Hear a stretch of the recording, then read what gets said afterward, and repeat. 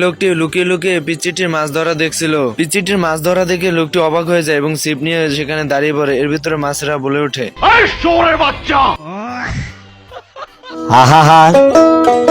এরপর এই লোকটিকে নদীর মাঝখানে মাছ ধরতে দেখে এই লোকটিও নেমে পড়ে, কিন্তু সে তলিয়ে যায়। আর মানুষ পান নাই, বারবার শুধু আমার উপরে। আরে এই লোকটির তো বগের মতন পা লম্বা। এরপর মাছ ধরা রেখে এখানে আসে পাখি শিকার করতে। লোকটির সঙ্গে এখানে দুর্নীতি চলে। একটি হাঁস দেখে সবাই গুলি শুরু করে দেয়।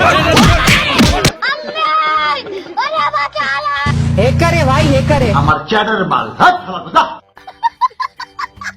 এরপর নারী কেলেঙ্কারি করে হাঁস ধরার চেষ্টা, কিন্তু সেখানেও ব্যর্থ। ইচ্ছা করতেছে জাপ দিয়ে কুয়ার মধ্যে পড়ি। এরপর চলে আসে ডিজিটাল পদ্ধতিতে হাঁস ধরা, কিন্তু সেখানেও ব্যর্থ। গায়ে শেষমেশ হাতি মার্কা বন্দুক দিয়েও মারতে পারছে না।